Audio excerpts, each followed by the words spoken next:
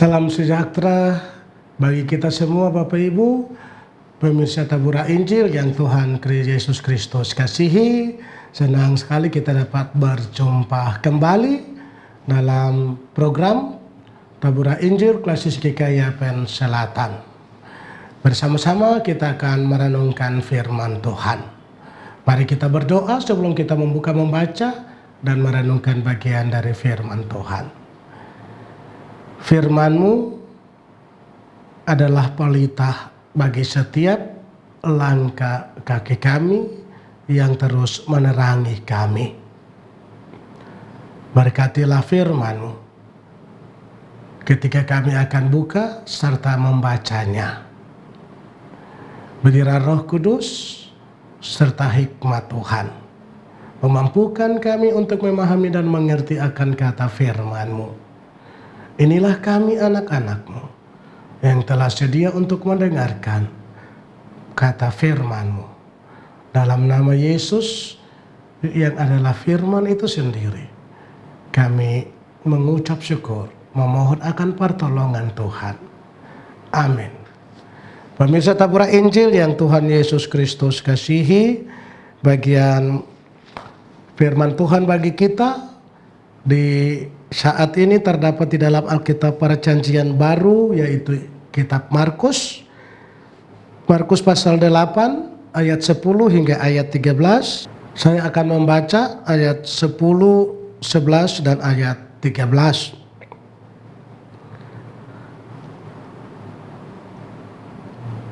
Ayat 10, ia segera naik ke perahu dengan murid-muridnya dan bertolak ke daerah Dalmanuta.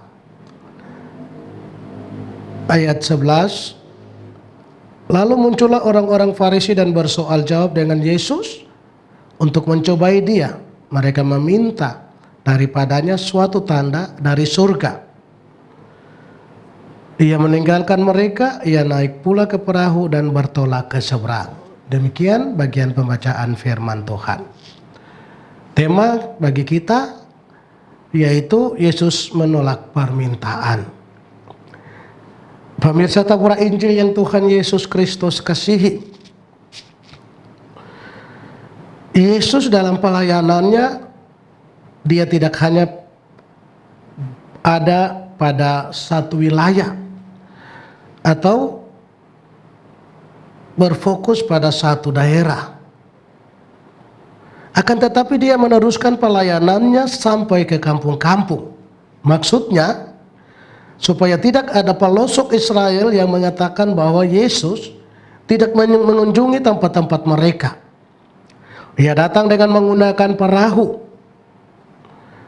Tetapi karena menghadapi perselisihan di sana dan tidak mendapat kesempatan untuk melakukan yang baik, ia naik pula ke perahu dan kembali. Dalam ayat-ayat ini diceritakan yang pertama, bagaimana ia menolak permintaan orang Farisi yang mencobai dia dengan meminta dirinya suatu tanda dari surga. Orang-orang Farisi tersebut menemui Yesus dengan tujuan untuk bersoal jawab dengan dia dan bukannya untuk bertanya kepadanya sehingga mereka dapat belajar darinya, tetapi untuk mencobai dia supaya mereka dapat menjatuhkannya. Orang Farisi meminta darinya suatu tanda dari surga, seolah-olah tanda-tanda yang diberikannya di dunia yang lebih mereka kenal dan yang lebih dapat diuji dan diselidiki tidaklah cukup. Ada sebuah tanda dari surga pada saat dia dibaptis. Dengan turunnya burung merpati dan suara yang terdengar,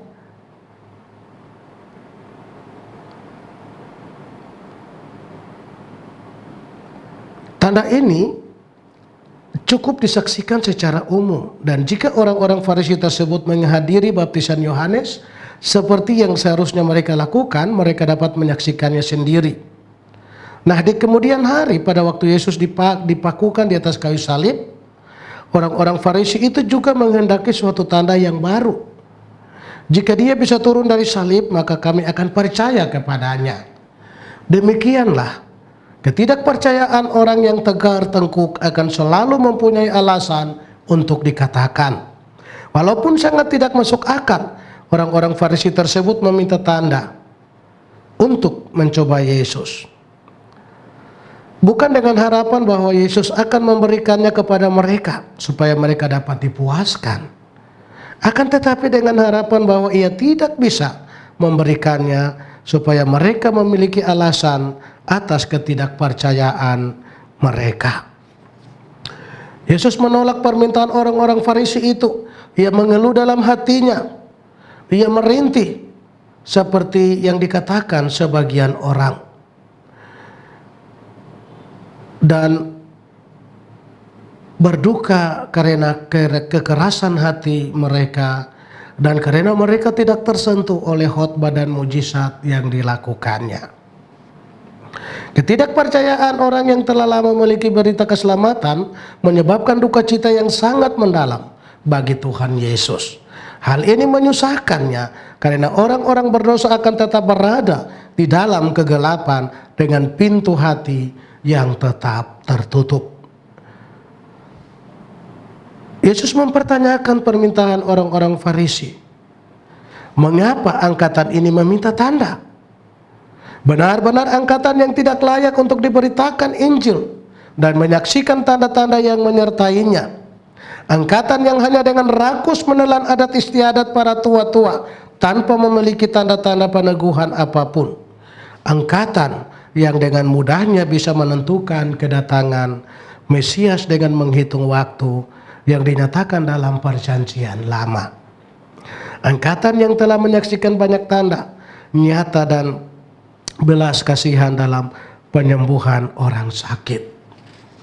Betapa tidak masuk akalnya jika mereka masih meminta suatu tanda lain lagi. Yang kedua, Yesus menolak untuk menjawab tuntutan mereka. Aku berkata kepadamu, sesungguhnya kepada angkatan ini sekali-kali tidak akan diberi tanda. Tidak akan ada tanda seperti yang kalian minta itu. Ketika Allah berbicara kepada orang-orang tertentu mengenai masalah tertentu di luar peraturannya yang biasa, Dia mendorong mereka untuk meminta suatu tanda. Contohnya Gideon dan Ahaz.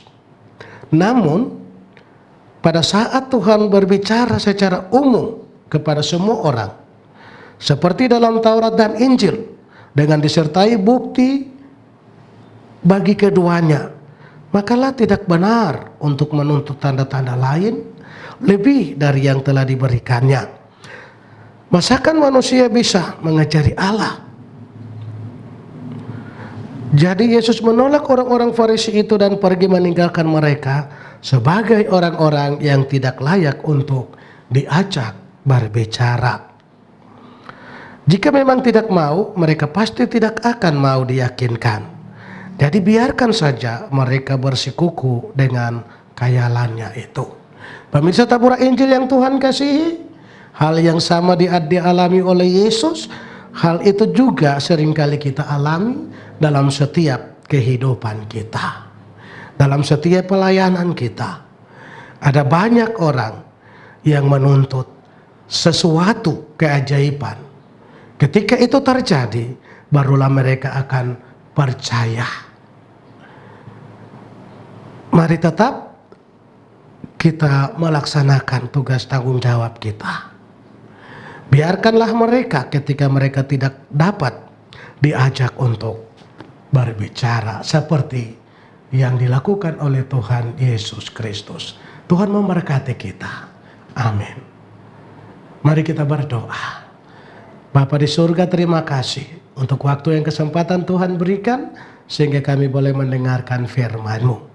Kami boleh merenungkan firman-Mu yang boleh mengingatkan, mengajar kepada kami bagaimana orang-orang Farisi dalam ketidakpercayaan mereka meminta tanda kepada Yesus.